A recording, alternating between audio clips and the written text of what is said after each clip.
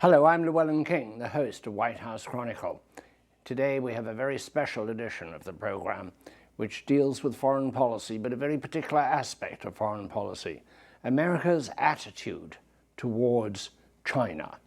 Not so much what China is doing, but what we are doing intellectually in our spiritual approach to China, whether we are building it into being something it is not, whether we're establishing in our own minds a solid path to the future, or whether we're doing something else. My guest for this discussion, for this exploration, is Amitai Etzioni, a very distinguished professor of sociology who teaches now at the George Washington University, but who used to be a professor at Columbia and at Harvard, and who was educated at Berkeley in California. You will find him fascinating. He's one of the most intriguing and gifted men that I have had the pleasure of knowing in my life. After the announcements and after a message from our sponsor, the Exelon Company of Chicago, you will meet this great man, Amitai Etzioni. Many have spoken out on the need to transition to a clean energy future. At Exelon, we are acting. By 2020, we are committed to reducing, offsetting, or displacing more than 15 million metric tons of greenhouse gas emissions annually through greening our operations, helping our customers and communities reduce their emissions, and offering more low-carbon electricity in the marketplace. At Exelon, we are taking action and we are seeing results. White House Chronicle is produced in collaboration with WHUT, Howard University Television. And now, the program host, nationally syndicated columnist Llewellyn King, and co-host Linda Gasparello.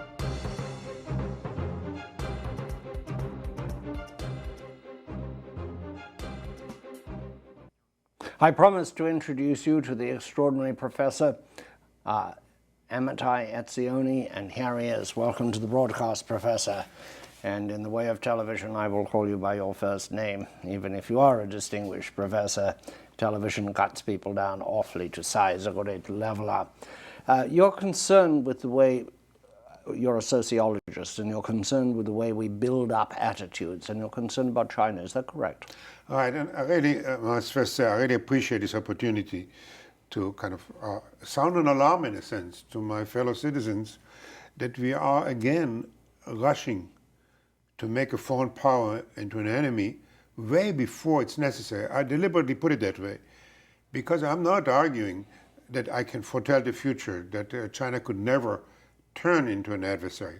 But it's vastly premature to decide that that's our next war and start, in effect, to prepare for war. The last thing President Obama announced was he was pivoting from the Near East to the Far East by sending Marines to Australia, but not to defend it from New Zealand, I assume. It's obviously a movement in China. He didn't send a Peace Corps, he didn't send traders, he didn't send solar energy specialists, but a military move which therefore clearly signals a much larger direction. Now, the reason as a sociologist I'm particularly concerned about that, because first of all, to be fair and frank about it, all societies have a tendency to look for adversaries, if not enemies. There are many benefits, in the bad sense of the term, for society to have an enemy. It kind of allows you to demand unity, to suppress dissent, to demand people to make sacrifices against that outsider. It's also very easy to blame the outsider for whatever is wrong with us, rather than look at ourselves and correct ourselves. And then we have the defense industry, which wouldn't mind at all, I'm sure, to build more airplanes and ships for this future war. So that's the reason I'm here, and that's the reason I appreciate the opportunity. And what I'd like to do is take some of the specific things we are told about China to show that at this stage there's no reason for alarm.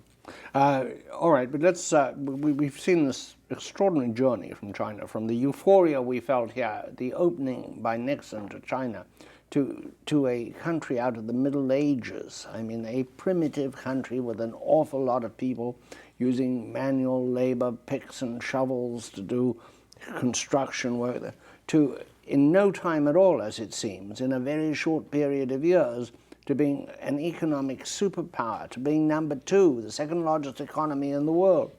This reasonably, I think we've gone, wouldn't you say, from euphoria to suspicion? That's really where the story must start, with this notion that they become an economic superpower. The way that's usually measured is by the size of the economy. And when people use that figure, as they use all the time, and when they make projections how the Chinese economy will keep growing at this enormous rate while we are kind of sluggish and therefore overtake us, what they disregard is that China has 4 times more people than the United States.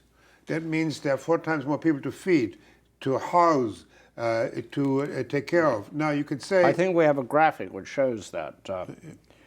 There we are. What the really relevant figure is the income per capita, which is less than 1/10 of the United States, and even by the year 2050 will not catch up anywhere near the American income per person. Why is that relevant? Now, in a really severe totalitarian society like North Korea, it could disregard these people, starve them, and put all its resources into the military. We have some information on the screen which is derived from the World Bank, which illustrates your point. Right. Now, this is happening, though. You cannot buy a piece of clothing in the United States that wasn't made in China, practically. I'm so proud of this jacket. It was made in Haiti. Mm-hmm. It wasn't made in China. It sort of looks as though they've taken us over, in a sense, and this creates anxiety. Also the great sense that our jobs have gone to China. Mm-hmm. First of all, the economists tell us that this increase in trade benefits everybody. So we're getting cheaper jackets than we would be otherwise. But I actually agree that to the degree that we are opening ourselves up to China, we must be much more insistent that they will open up to their markets and their control of currency and the many, many limitations they put on investment in China. For instance, just to use one statistics, if I'll ask you, well, you know most everything, but if I ask my fellow citizens, how many foreign films China allows to be imported a year from the whole world, and the answer is 20. And how many does it steal? Well, that's another issue. But that doesn't mean the solution to these issues to go to war. And so if we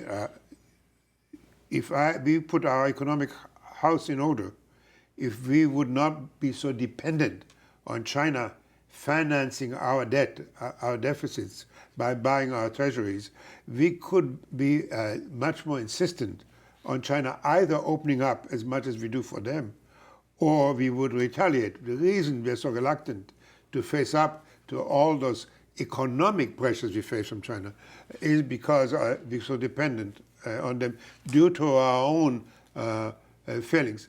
But people look at the economy as just one consideration. Let's take another one.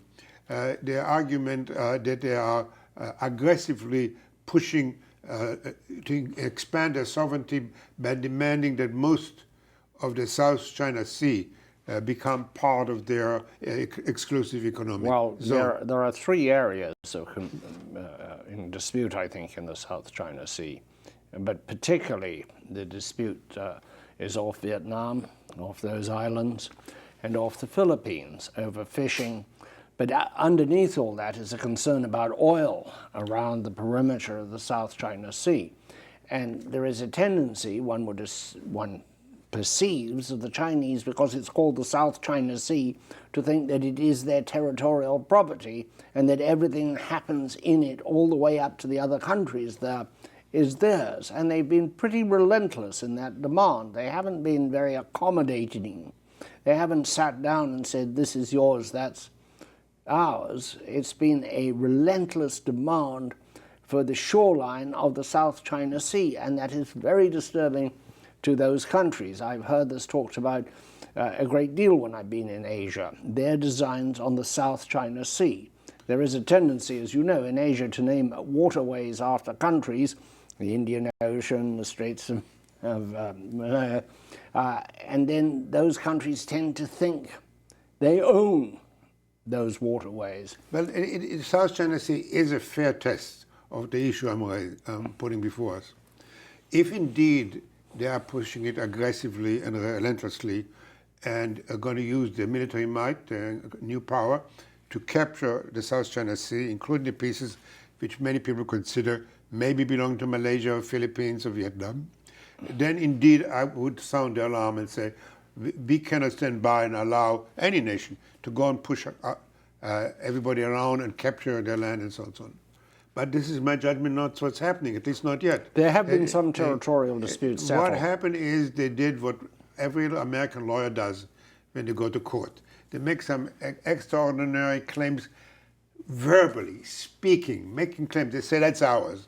And now let's start the negotiation. And if you put the other piece of data I brought with me, it shows by one of our most distinguished legal scholars, Jerome Cohen at the NYU Law School, that when you examine the many, many territorial disputes China had with its neighbors, without exception, they settled them not by fighting, but by peaceful resolution. We have a graphic up. It's a little bit out of date, but it shows 17 of 23 territorial disputes settled.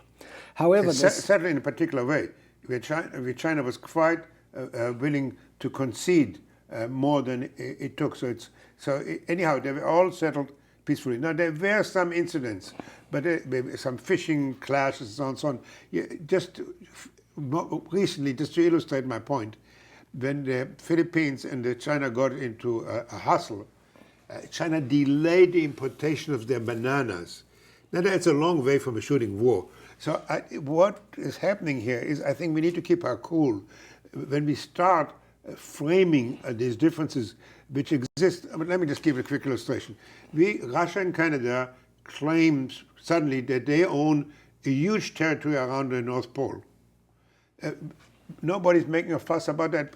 Countries taking claims all the time as a beginning of a negotiation, not as a step to war. Well, sometimes as a step to war, and it's always islands. Islands are a source of a lot of stress, whether it's the Spratly Islands off Vietnam, claimed by China and Vietnam, or the Beagle Islands, claimed by Argentina and Chile, or islands off Japan, claimed by Russia and Japan, or what did lead to war, the Falkland Islands, nominally owned by Britain and claimed by Argentina because of their proximity to the Argentine mainland.